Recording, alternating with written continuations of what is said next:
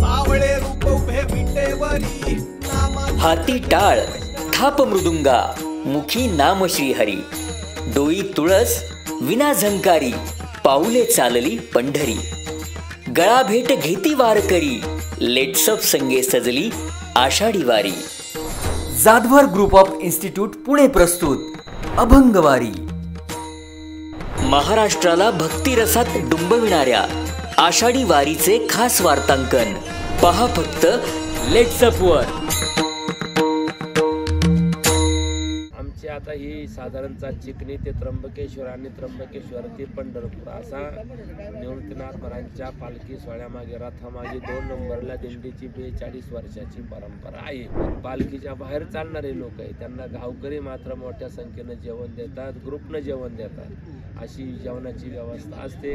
वारी करणं म्हणजे नुसतं पायी चालणं नाही तर त्याच्यामध्ये गावामध्ये स्वच्छतेचा संदेश देणं, गावामध्ये काही अंधश्रद्धा निर्मूलनाचा संदेश देणं, स्वच्छतेचा संदेश देणं हा त्याच्या पाठीमागचा खरा हेतू आहे। आषाढी वारीच्या पार्श्वभूमीवर राज्यभरातून पंढरपूरकडे दिंडी सोहळ्याचं आयोजन केलं जात आहे। राज्यभरातून पंढरपूरकडे दिंडी जात आहेत।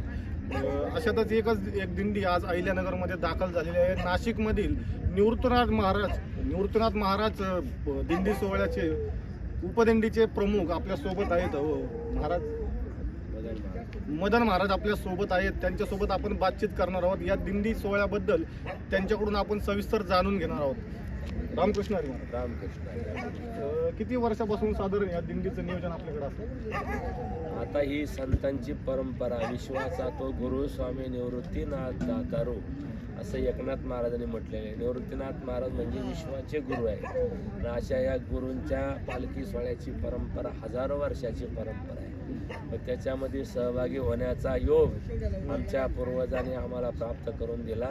म्हणून दादांच्या ज्या वारीचे मूळ मानकरी आहेत ते हरिभक्तीपरायण मनोहर महाराज बेलापूरकर, हरिभक्तीपरायण जयंत महाराज गोसावी त्यांच्या घराण्याची परंपरा, बेलापूर घराण्याची परंपरा, डावरे घराण्याची परंपरा हे 3 मुख्य मानकरी आहेत। त्यांच्या पाठीमागं म्हणजे रथाच्या पाठीमागं मुख्य पालखी सोहळ्याच्या रथाच्या पाठीमागं आमची 2 नंबरची दिंडी आहे। श्री क्षेत्र चिखली तालुका संगमनेर जिल्हा अहिल्यानगर इथल्या संत भागवत बाबा दिंडी सोहळा आम्ही 2 नंबरला नाथांच्या मागे चालतो। आणि ह्या दिंडी सोहळ्यामध्ये आता आमच्या म्हणजे दिंडी मूळ निवृत्तीनाथ महाराजांच्या सोहळ्यामध्ये जवळजवळ 1 ते 1.25 लाख लोक पायी वारकरी चालतात। सर्वांची व्यवस्था होते।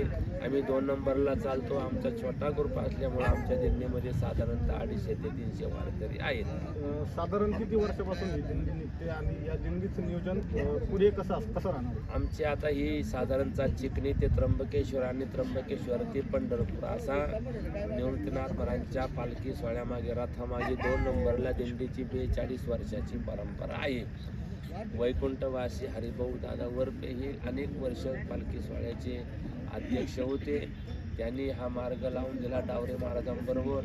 त्याच्यानंतर मग आम्ही चालतो रस्त्यानं। अनेक प्रकारचे गावकरी मंडळी अन्नदाते आम्हाला अन्नदान करतात, चहा पाण्याची व्यवस्था करतात। आमच्या चिखली गावातील परिसरातील तालुक्यातील सिन्नर तालुक्यातील नाशिक जिल्ह्यातील अनेक अन्नदाते आमच्याबरोबर दिंडीमध्ये चालतात। रस्त्यानं आम्ही वैयक्तिक त्यांचं जेवण देतो। पण जे पालखीच्या बाहेर चालणारे लोक आहेत त्यांना गावकरी मात्र मोठ्या संख्येनं जेवण देतात, ग्रुपनं जेवण देतात, अशी जेवणाची व्यवस्था असते गावोगावी। आणि ती व्यवस्था शक्यतो जे दिंडी स्वतंत्र दिंडी आहे त्यांनी स्वतःचीच व्यवस्था केलेली आहे।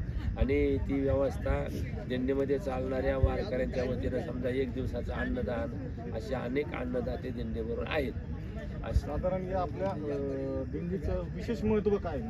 या दिंडीचं विशेष महत्त्व आहे म्हणजे ज्याला आपण पवित्रपणा म्हणतो, समाजाला पवित्र करणं, स्वतः पवित्र होणं। संतांची जी परंपरा ज्ञानोबाने सांगितलेली माझे जीवीची आवडी परंपरा आणि माझ्या जीवीची आवडी पंढरपूर आणि नगुडी ही संतांची परंपरा आहे। ही निवृत्तीनाथ दादा आणि ज्ञानोबाराय, संत मुक्ता माऊली, संत ज्ञानोबाराय, तुकोबाराय, एकनाथ बाबा यांची परंपरा आहे। खरं तर वारकरी संप्रदाय हा संतांनी मोठा केलेला आहे। त्यांच्या परंपरेनं आम्ही वारी चालवतो, त्याच्यामध्ये त्यांच्या मार्गाने जातो। मार्ग जाऊन गेले आधी दयानिधी संत ते त्यांनी हा मार्ग लावलेला आहे. वारी करणं म्हणजे नुसतं पायी चालणं नाही, तर त्याच्यामध्ये गावामध्ये स्वच्छतेचा संदेश देणं, गावामध्ये काही अंधश्रद्धा निर्मूलनाचा संदेश देणं, स्वच्छतेचा संदेश देणं, हा त्याच्या पाठीमागचा खरा हेतू आहे. आणि त्या निमित्तानं अंधश्रद्धा निर्मूलनाचं सर्वात मोठं काम वारी करत असते.